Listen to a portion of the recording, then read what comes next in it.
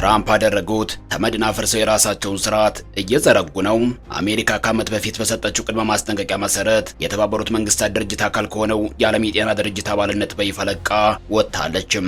ይህንን ውሳኔ ተከትሎ የአሜሪካ ሰንደቅ ዓላማ ስዊዘርላንድ ጄኔቫ ከሚገኘው የዓለም የጤና ድርጅት ዋና መስሪያ ቤት እንዲነሳ መደረጉን ሮይተርስ የዜና ወኪል ዓይን እማኞችን ጠቅሶ ዘግቧል። ትራምፕ የዓለም የጤና ድርጅትን የተኩት ደግሞ አሜሪካ ፈርስት ግሎባል እርዝ ቴክኖሎጂ በሚለው ነው። ከ20 በላይ ሀገራት ጋርም በጤና ጉዳይ ከስምምነት ደርሰዋል። የዓለም የጤና ድርጅትን አስወግደው በምትኩ ሌላውን የአሜሪካን ጥቅም የሚያስከብር ተቋም እየገነቡ ነው። ይህ የትራምፕ እቅድ የተባበሩት መንግስታት ድርጅትን ሚና የሚነጥቅ ሆኗል። በተለይ ከዓለም የጤና ድርጅት አሜሪካ መውጣቷን ተከትሎ የተባበሩት መንግስታት ድርጅት የመፍረስ አደጋ ውስጥ ሊገባ ነው እየተባለ ነው። አሜሪካ ፈርስት ወይም ቅድሚያ ለአሜሪካ በሚለው መርሃቸው የሚታወቁት የትራምፕ አስተዳደር በመተኩም አሜሪካ ፈርስት ግሎባል እርዝ ቴክኖሎጂ የተሰኘ አዲስ እቅድ ነድፎ ስምምነቱን ወደ ተግባር ለማውረድ የሚያስችሉ ስምምነቶችን ከተለያዩ ሀገራት ጋር መፈራረሙን ቀጥሏል።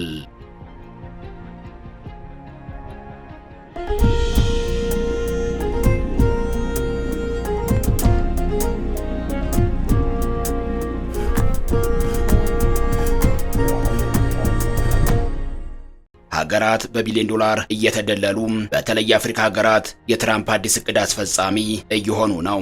ትራምፕ ስለተባበሩት መንግስታት ድርጅት መዳከም ወይም መፍረስ አያገባኝም እያሉ ነው። ዓለም ውስጥ አዲስ ስርዓት ሊመጣ ነው እያስባለም ይገኛል። የአንደኛው ዓለም ጦርነት ሲጠናቀቅ የመንግስታቱ ማህበር ተመሰረተ። ሊግ ኦፍ ኔሽን ሊቀጥል አልቻለም። በሀያላኖች ፍጥጫና በሁለተኛው ዓለም ጦርነት ምክንያት ሊግ ኦፍ ኔሽን ሊፈርስ ችሏል። የተባበሩት መንግስታት ድርጅት ከሁለተኛው ዓለም ጦርነት አሸናፊዎችን በማቀፍ ተመሰረተ።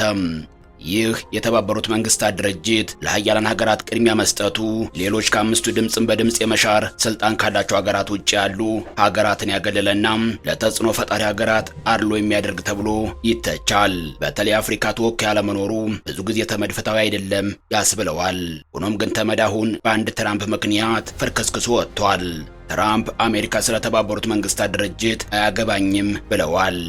ብቻ በአሁኑ ሰዓት የመንግስታቱ ማህበርን በሁለተኛው ዓለም ጦርነት ማግስት የተካው የተባበሩት መንግስታት ድርጅት ወይም ተመድ ከተመሰረተ ከ80 ዓመታት በኋላ የዓለም ሕግና ስርዓት አደጋ አጋጥሞታል የሚል ከባድ ስጋት እየተሰማ ይገኛል።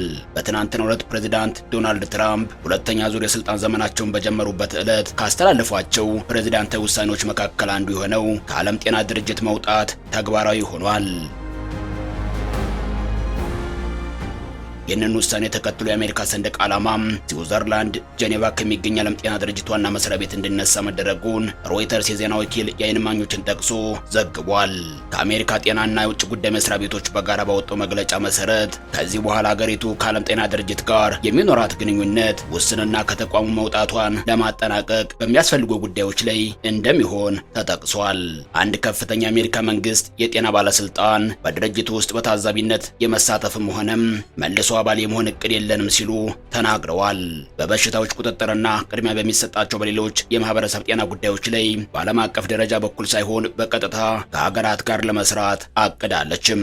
በኢትዮጵያዊው ዶክተር ቴዎድሮስ አድሃኖም የሚመራውና ከ190 በላይ ሀገራትን በአባልነት ከያዘው ተቋም አሜሪካ ለመውጣት መወሰኗ በአሜሪካ እንዲሁም በተቀረው የዓለም ክፍል የሚከናወኑ የጤና ስራዎችን የሚጎዳ መሆኑ እየተነገረ ነው። ፕሬዚዳንት ትራምፕ በመጀመሪያው የስልጣን ዘመናቸው የዓለም ጤና ድርጅት የኮቪድ-19 ወረርሽኝን በተመለከተ የሚጠበቅብንን አላከናወንም በሚል ከድርጅቱ ለመውጣት ወስነው የነበረ ቢሆንም በጆ ባይደን በመሸነፋቸው ተግባራዊ ሳይሆን መቅረቱ ይታወሳል። አሜሪካ ራሷን ያገለለችው ከዓለም ጤና ድርጅት ብቻ ሳይሆን በቅርቡ ከበርካታ የመንግስታቱ ድርጅት አባል ከሆኑ ተቋማት ለመውጣት ከመወሰኗ በተጨማሪ የሰላም ቦርድ በማለት በፕሬዚዳንት ዶናልድ ትራምፕ ያስተዋወቁት ስብስብ የተባበሩት መንግስታትን ሚና የሚያዳክም ነው በሚል እየተተቸ ይገኛል። ትራምፕ ዩኤንን ወይም የተባበሩት መንግስታት ድርጅት ማዳከም ላይ እየሰሩ ነው። አሜሪካን ሀያል ማድረግ ትኩረት እያደረጉ ነው። በካናዳ ዩኒቨርሲቲ ኦፍ ቶሮንቶ ለሶስተኛ ዲግሪ እጩ የሆኑትን የፖለቲካ ሳይንስና ዓለም አቀፍ ግንኙነት ባለሙያ የሆኑትን አቶ ዘሪሁን አዲሱን ሪፖርተር ጋዜጣ ስለተመድና ስለ ትራምፕ እቅድ ተጠይቀው የሰጡትን መልስ እዚህ ላይ መመልከት ያስፈልጋል። ሪፖርተር ጋዜጣ እንዲህ ሲል ነበር የጠየቃቸው። ከሰሞኑ ከፍተኛውን የተመድ በጀት የምትሸፍነው አሜሪካ ከበርካታ የተመድ ድርጅቶች አባልነት ወጥታለችም። ቬንዙዌላ ሉዓላዊነቷ ተጥሶ በአሜሪካ ተደብድባለችም። የዓለም ስርዓት እየፈረሰ ነው ይባላል። እርስዎ ምን ይታይዎታል? አቶ ዘሪሁን ለዚህ የሰጡት መልስ እንዲህ የሚል ነበርም።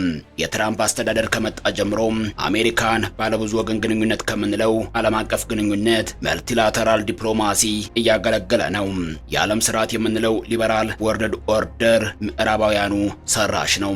በአመዛኙ ህጎቹን ተቋማቱንም ሆነ አሰራር ስርዓቱን ያበጁት እነሱ ናቸው። የስርዓቱን ሞራላዊ ውቅርና ቅቡልነትም ያቆሙት እነሱ ናቸው። ስርዓቱ የሚተች ነገሩ እንዳለ ሆኖ ለብዙ ጊዜ በዓለም ላይ ሰፍሮ ቆይቷል። በተለይ ከቀዝቃዛው ዓለም ጦርነት ማክተም ወዲህ ብቸኛው ስርዓት ሆኖ ኖሯል። የቀይ ግዛት ማስፈጸሚያ፣ የምዕራባውያን ዓላማ ፍላጎት ማስፈጸሚያ ሲባል ቢቆይም ነገር ግን በታዳጊ ሀገሮች በሚሰሩ የደህንነት ቅነሳ፣ የጸጥታ ማስፈን፣ የምግብ ዋስትና ማረጋገጥና የጤና አጠባበቅ ስራዎች በመስራትም ስርዓቱ ይወደሳል። አሜሪካ መጀመሪያ ከፓሪሱ የዓለም አየር ንብረት ለውጥ ስምምነት እንድትወጣ የትራምፕ አስተዳደር አደረገም። ከዚያ ከዓለም ጤና ድርጅት አስወጣም። አሁን ደግሞ በአንድ ጊዜ ከበርካታ የዓለም ተቋማት በተለይ ከተመድ ኤጀንሲዎች አስወጥተዋታል። አሜሪካ ከነዚህ ተቋማት መውጣቷ የማይጠበቅ ቢሆንም ነገር ግን ደግሞ በርካታ ያልፈረመቻቸውና አባል ያልሆነችባቸው ዓለም አቀፍ ስምምነቶች መኖራቸው ቀድሞም ቢሆን የሚታወቅ ነው። ለምሳሌ ዓለም አቀፉ የወንጀል ፍርድ ቤት ወይም አይሲሲ አባል አይደለችም። አሜሪካ ከዓለም አቀፍ ሕግ የተሻለ ሕግና ስርዓት አላት በሚል አሜሪካን ኤክሴፕሽናሊዝም ስሜት አባል ያልሆነችባቸው በርካታ ሕጎች በፊትም ነበሩም። ሆኖም አይኤምኤፍ እና የዓለም ባንክን ጨምሮ ለተመድ ድርጅቶች ብዙ ገንዘብ የሚያፈሱ በመሆናቸው እነሱ ከዛ ሲወጡ ችግር መፈጠሩ ይጠበቃል። ሆኖም ደግሞ ትራምፕ ከመጡ ጀምሮም ከብዙ አካባቢዎች አሜሪካን የማራቅ ወይም አሜሪካ ትቅደም ፖሊሲን ማስቀደማቸው ይታወቃል። በአዲሱ የደህንነትና የውጭ ግንኙነት ስትራቴጂ ላይ እንዳሰፈሩትም አሜሪካ ከብዙ የዓለም አካባቢዎች እንደምትወጣና በአዳዲስ አቅጣጫዎች ላይ እንደምታተኩር ተገልጿል። ከመካከለኛው ምስራቅና ከአፍሪካ የአሜሪካን ጦር መቀነስና ማስወጣት ይታያል። መጀመሪያ አሜሪካ ትቅደም የሚለው ፖሊሲ በዚያው በአሜሪካ የአሜሪካን ጡንቻ ማጠንከር ላይ ያተኮረ ይሆናል ተብሎ ይገመት ነበርም። በሌላው የዓለም አካባቢ ጣልቃ ገብነት በሌላው የዓለም አካባቢ ጣልቃ መግባት አቁመው ራሳቸው ላይ ያተኩራሉ ተብሎ ብዙ ተገምቶ ነበርም። ነገር ግን በሂደትና በተናጠል የራሳቸውን አዲስ የዓለም ስርዓት ለመተግበር ወደ መንቀሳቀስ ሲገቡ ነው የታየው። በአንድ በኩል ነገሩ የዓለም ስጋት መናጋት ገጥሞታል።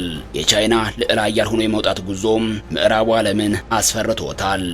የሩሲያ በተናጠል ሀገሮች ላይ ተደጋጋሚ ወረራዎችን መፈጸምም አስፈርቶታል። የአሜሪካ እገዛ ታክሎበት ኔቶ የሩሲያን ኃይል ማስቆም አልቻለም። ይህ ሁሉ ነገር ነባሩ የዓለም ስርዓት ቀስ በቀስ እየተላቀቀ አቅም ያላቸው ሀገሮች የፈልጋቸውን የሚያደርጉበት ሁኔታ መፈጠሩን ያሳያል። ትራምፕ ሰሜን አሜሪካና ደቡብ አሜሪካ ቀጠናውን ብቸኛው የአሜሪካ የተጽዕኖ ማዕከል ለማድረግም እየተሞከረ ነው። እኔ የምኖርበትን ካናዳን 51ኛ ግዛታችን አደርገዋለሁ ብሎ በጣም አስደንግጧቸዋል።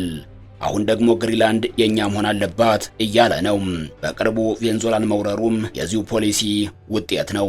ኩባን ጨምሮ አፈንጋጭ የሚባሉ መንግስታትን አስወግዶም በአጠቃላይ ላቲን አሜሪካን ብቸኛው የአሜሪካ ተጽዕኖ ክልል ለማድረግ ነው የተናጠል እርምጃዎችን እየወሰደ የሚገኘው።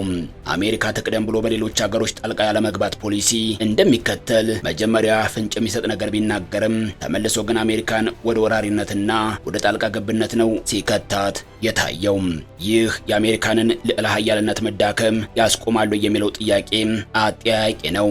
ይህ እርምጃ በአሜሪካ ላይ አጻፋዊ እርምጃ ያስከትልም የሚለውም ቢሆን በሂደት የሚታይ ነው። በእኔ ግምት ግን አሜሪካ መንፈራገጥ ነው የያዘችው። ወደ ውድቀትና በሌሎች ወደ መበለጥ የምትወርድበትን ፍጥነት ሊቀንስ ከቻለ እንጂ ሌላ ውጤት አይኖረውም። አሜሪካን ብቸኛ ልዕለ ኃያል ሆና ለብዙ ዓመታት እንድትኖር ያደረጋት ጉልበቷ ብቻ አይደለም።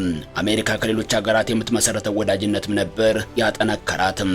ከአውሮፓ ጋር የፈጠረችው አጋርነት ምንኛ ጠንካራ አድርጓት እንደነበረም የምናውቀው ነው። ከሳውዲ ጋር የፈጠረችው የፔትሮ ዶላር አጋርነት ምን ያክል ጠንካራ አድርጓት እንደነበርም የሚታወቅ ነው። አሜሪካ እንደ ኢትዮጵያ ባሉ ታዳጊ ሀገሮች ወዳጅ መንግስታትን ወይም ክላይንት ስቴት ጠፍጥፋ እንደፈጠረችም ቢሆን ከብዙዎች ጋር አጋር ሆና ሰርታለችም። እንደ የአሜሪካ ዓለም አቀፍ የልማት ድርጅት ወይም USAID ያሉ ተቋማትን በመጠቀምም ሆነም በተለያዩ ኤጀንሲዎች በኩል ከብዙ ሀገሮች ጋር ጥሩ ወዳጅነትን ፈጥራ ኖራለችም። አሁን ግን USAIDም ቢሆን በትራምፕ እርምጃ ፈርሷል። የዓለም የጤና ድርጅትንና USAIDን የሚተካው የትራምፕ አሜሪካ ፈርስት ግሎባል እርዝ ቴክኖሎጂ ሲገለጥ ኬንያ እንዴት አገደችው? አሜሪካ ፈርስት ወይም ቅድሚያ ለአሜሪካ በሚለው መርሃቸው የሚታወቁት ዶናልድ ትራምፕ አስተዳደር የዓለም የጤና ድርጅትን ካስወገዱና አሜሪካ እንድትወጣ ካደረጉ በኋላ ሌላ ዕቅድና ፕላን ይዘው መጥተዋል። በምትኩም አሜሪካ ፈርስት ግሎባል እርዝ ቴክኖሎጂ የተሰኘም አዲስ ዕቅድ ነድፎ ስምምነቱን ወደ ተግባር ለማውረድ የሚያስችሉ ስምምነቶችን ከተለያዩ ሀገራት ጋር መፈራረሙን ቀጥሏል። ይህ ዕቅድ ከዚህ ቀደም የነበረውን የድጋፍና ትብብር አካሄድ ሙሉ በሙሉ የቀየረ ሲሆን ተግባራዊነቱም ከሀገራት ጋር በሚያደርገው ስምምነትና ጥምረት ላይ የተወሰነ ነው።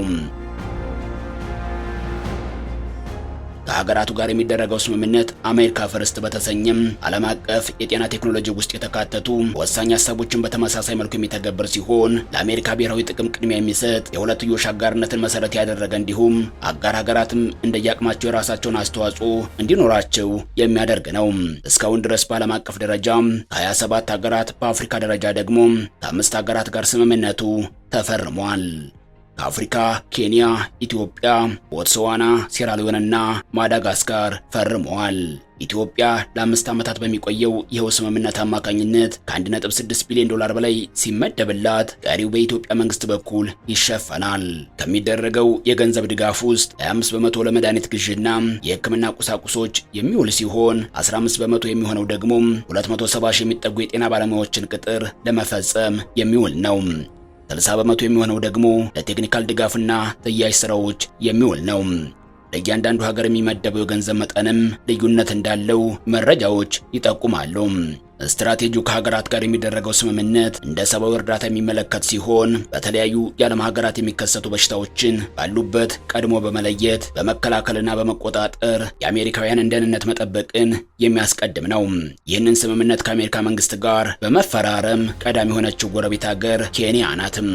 ኬንያ ከ2.5 ቢሊዮን ዶላር ስምምነትን በፕሬዝዳንቷ ዊሊያም ሩቶና በአሜሪካ ውጭ ጉዳይ ሚኒስትር ማርኮ ሩቢዮ አማካኝነት በህዳር ወር መጨረሻ ላይ ተፈራርማለችም።